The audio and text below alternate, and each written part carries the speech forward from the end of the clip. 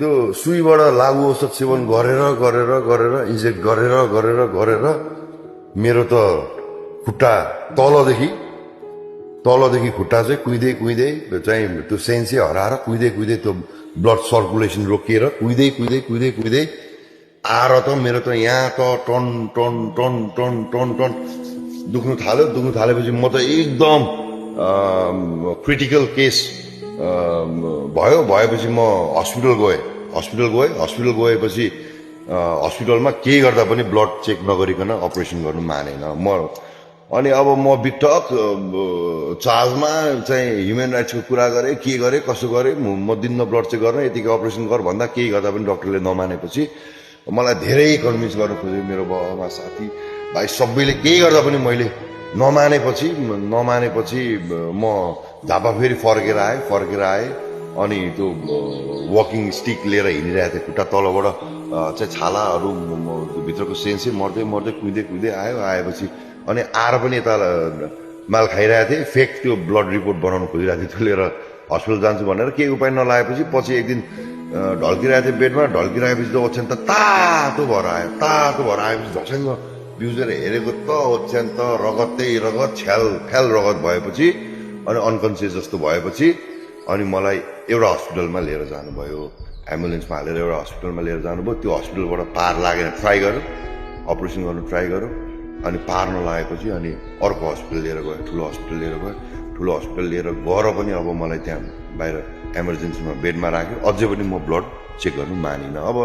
Ivy drug लागु औषध use गरेको छु सुई हानेको छु भने मलाई त मेरो ब्लडमा एचआइभी केही देखियो भने त तनाव हुन्छ भनेर मलाई त पुरा पिर लाग्यो अब मैले त्यो एक्सेप्टै गर्नु सकिनँ त्यो एक्सेप्टै गर्नु नसकेपछि म के गर्दा पनि अपरेसन गर्नु मानिरहेको थिइनँ ब्लड दिनु मानिरहेको थिइनँ नमानेपछि मेरो बाउआमा सबैजना आएर मलाई कन्भिन्स गरे अनि मैले उनीहरूलाई के भनेर कन्भिन्स गरेँ भने चाहिँ हुन्छ म ब्लड चेक गरेर म अपरेसन गर्छु तर इनकेस ब्लड चेक गरेर अपरेसन गरेँ मैले मलाई एचआइभी केही त्यस्तो ब्लडमा मेरो त्यस्तो केही भाइरस देखियो भने मलाई आजीवन तपाईँलाई ओछ्यानमा मलाई लागु औषध ल्याइदिनुपर्छ म खारै मर्छु भनेर उहाँहरूलाई कन्भिन्स गराएपछि अनि मैले ब्लड चेक गरेँ by the grace of God भगवान्को कृपाले ब्लडमा केही पनि थिएन नभएपछि त्यहाँदेखि मेरो ठुलो रियल मेरो अपरेसन चाहिँ त्यहाँभित्र स्टार्ट भयो मरण र मृत्यु र जीवनको अपरेसन थियो मर्छ बाँच्छ थाहा थिएन डक्टरले लगभग माया मारिदिइसकेको थियो अनि अपरेसन भएपछि 3-4 महिना 6 महिनै हस्पिटल बस्नु पर्यो ठिक भएर झापा आएपछि चाहिँ अब त्यत्रो समय मैले लागु औषध खाएको थिइनँ तर कहाँ के गरेर फेरि लागु औषध फेरि खान थालेँ खाँदा पहिलेभन्दा वर्स्ट भयो मेरो हालत पछि पहिलेभन्दा वर्स्ट भयो अनि फेरि ड्रग्स त छोडेको हो लागु औषध त छोडेको हो भनेर रक्सीबाट थालेपछि झन् वर्स्ट भयो फेरि इन्जेक्ट गर्नु थालेँ फेरि सुई हान्नु थालेपछि अब रातभरि खाने पहिले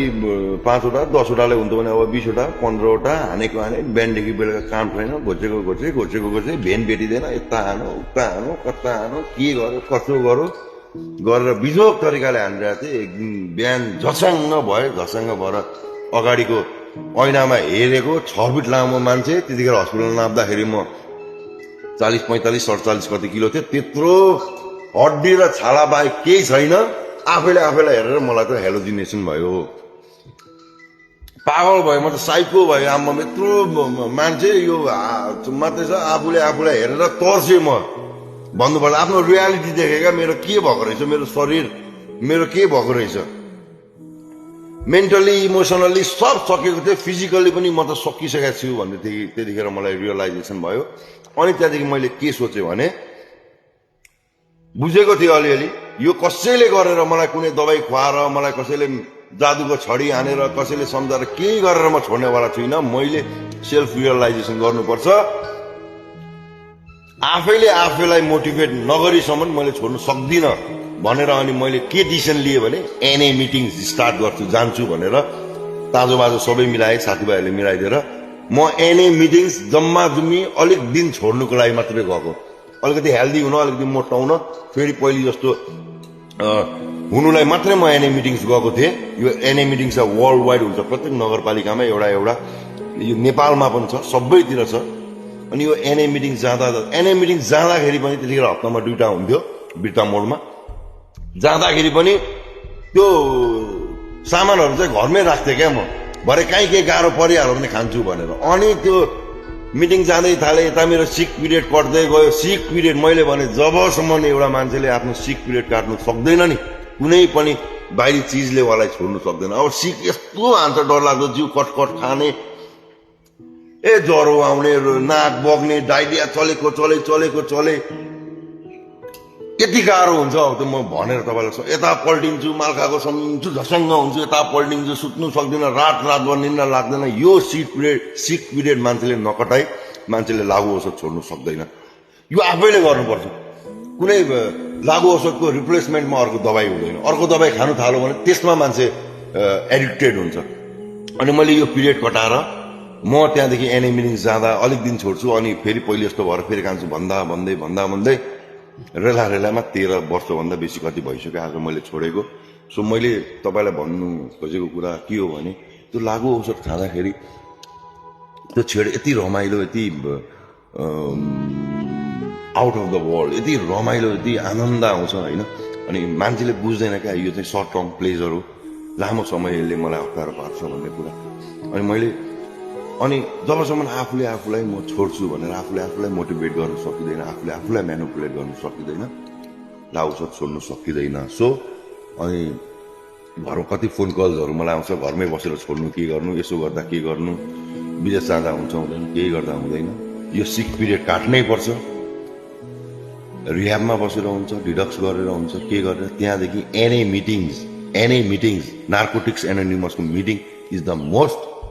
सबैजना लागु औषध प्रयोगकर्तालाई, उहाँको फ्यामिलीलाई के भन्न चाहन्छु भने, तपाईँको परिवारमा, तपाईँको छरछिमेकमा